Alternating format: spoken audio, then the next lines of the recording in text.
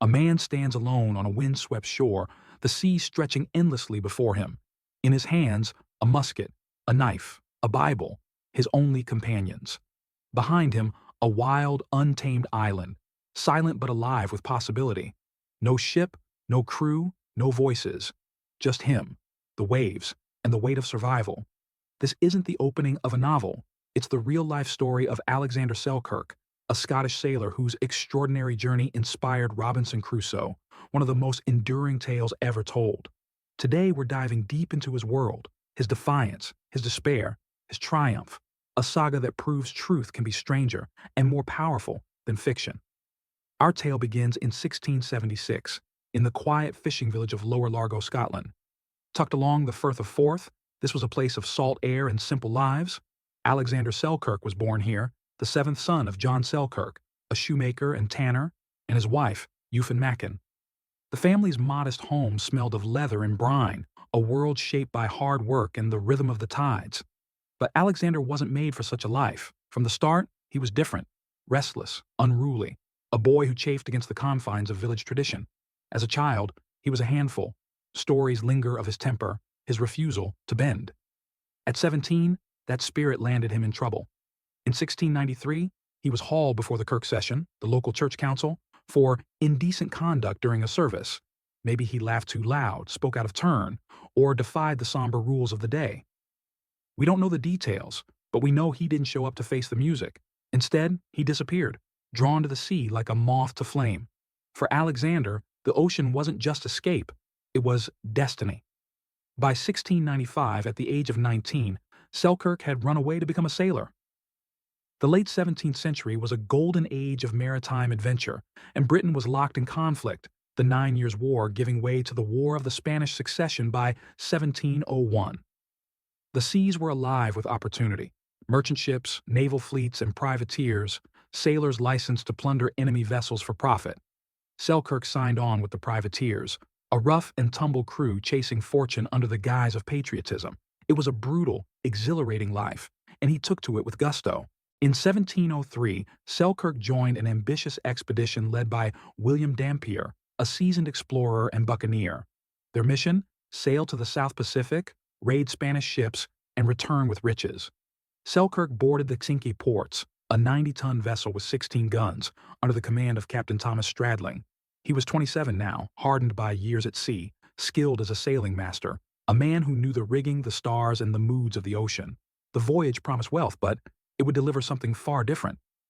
The Cinque Ports set sail from Kinsale, Ireland, in September 1703, part of a two-ship fleet with Dampier's St. George. They rounded Cape Horn, battled storms, and clashed with French and Spanish foes. By early 1704, the fleet was fraying, leaky hulls, dwindling supplies, and growing tensions. In February, they fought a French vessel, the St. Joseph, narrowly escaping disaster. Stradling and Dampier quarreled bitterly, and in May, the Cinque Ports broke away, striking out alone. For Selkirk, the cracks were showing, not just in the ship, but in the men who sailed her. By September 1704, the Cinque Ports was a wreck. Its timbers groaned, its seams wept seawater. Selkirk, ever the pragmatist, warned Stradling the ship wouldn't hold. They were near the Juan Fernandez Islands, 400 miles off Chile's coast, a remote archipelago known to sailors as a refuge. Stradling dismissed him, arrogance blinding him to the danger. The crew anchored at Mas Atiera, the largest island, to resupply with fresh water and wood. But for Selkirk, this wasn't a pit stop, it was a breaking point. The argument was fierce. Selkirk demanded the ship be repaired or abandoned. Stradling, fed up with his insubordination, called his bluff. "If you're so sure, stay here." Selkirk doubled down, refusing to sail on a doomed vessel. In a fit of bravado, or perhaps a gamble he didn't fully expect to lose, he asked to be left ashore. To his astonishment, Stradling agreed. The crew offloaded his gear: a musket, gunpowder, bullets, a knife, a hatchet, a kettle, clothes, bedding, a Bible, some books, and navigational tools. Then they rowed away. And so, on a September day in 1704, Alexander Selkirk stood alone on the beach of Mas Atiera. The island was 12 miles long, 4 miles wide, a rugged paradise of forests, cliffs, and streams, uninhabited save for the ghosts of passing sailors. As the Cinque Ports faded into the distance, reality sank in. He'd wanted to prove a point, to force Stradling's hand. Now, he was marooned, with no guarantee of rescue. The irony? The Cinque Ports sank months later, proving him right, but that was cold comfort now. The first days were torture. Loneliness hit like a wave, relentless and cold. He stayed by the coast, scanning the horizon for sails, clinging to the hope of a passing ship. His supplies were finite. Gunpowder wouldn't last forever, and his clothes were already fraying. The island's silence was deafening, broken only by the wind, the surf, and the cries of seabirds. Despair crept in, whispering that he'd made a fatal mistake. He later admitted he nearly ended it all in those early weeks, the weight of isolation too much to bear. But something shifted. Maybe it was pride, maybe survival instinct, or maybe it was faith. Selkirk turned to his Bible, a leather-bound relic from Lower Largo. He read it cover to cover, aloud, his voice echoing off the cliffs. He sang psalms, the old hymns of his childhood, letting the words fill the void. "I became a better Christian," he'd say later, crediting those solitary prayers with keeping him sane. Faith wasn't just solace. It was a lifeline, pulling him back from the edge. The island wasn't empty. It was alive. Goats, left by earlier sailors, roamed the hills, their ancestors a gift from passing ships. Selkirk hunted them with his musket, their meat a staple, their hides a resource. He explored the terrain, finding turnips in the soil, cabbage growing on trees, pimento fruit with its spicy bite, and black plums hanging heavy on branches. There was no salt, no bread, but he adapted, seasoning his meals with Malaguita pepper and learning the land's secrets. He needed shelter. Using pimento trees, tall, aromatic, and sturdy, he built 2 huts near a stream. One was for sleeping, the other for cooking, their walls lined with goat skins for insulation. He wove grass into roofs, crafting a crude but effective barrier against rain and wind. Rats, another legacy of passing ships, gnawed at his food and feet at night. So he tamed wildcats, descendants of feline stowaways, turning them into allies against the vermin. Step by step, he was bending the island to his will. His clothes didn't survive the first year. Salt air and jagged rocks shredded them. Undeterred, Selkirk turned to the goats again. With nails as needles and thongs as thread, he stitched coats, caps, even trousers from their hides. His shoes wore out, so he went barefoot, his feet toughening until he could run across stones like the goats themselves. He looked wild now, a figure out of myth, but he was alive. More alive, perhaps, than he'd ever been. Danger lurked everywhere. One day, hunting near a cliff, he lunged for a goat and lost his footing. Man and beast plunged down, crashing to the ground. Selkirk lay stunned for nearly 24 hours, his body bruised, his mind reeling. It took 10 days to recover, a slow crawl back from the brink. That fall could have ended him, but it didn't. Instead, it hardened his resolve. He'd come too far to die now. Months turned to years. 4 years and 4 months, over 1,500 days. Selkirk's life became a rhythm. Hunt, gather, build, pray. He killed nearly 500 goats, marking others with notches to preserve them for later. He tamed young kids for company, their bleats a faint echo of human connection. When his gunpowder dwindled, he chased prey on foot, his legs growing so strong he could outrun a bulldog. The island wasn't his enemy anymore. It was his kingdom, and he was its solitary king. Then, on February 2nd, 1709, the horizon changed. A ship appeared, the Duke, an English privateer under Woodes Rogers, with William Dampier aboard as pilot. Selkirk lit a fire, its smoke curling into the sky, a desperate signal. He'd seen ships before, Spanish ones he hid from, fearing capture or worse. But this one flew the English flag. His heart raced as a boat rowed ashore. The crew gaped at him.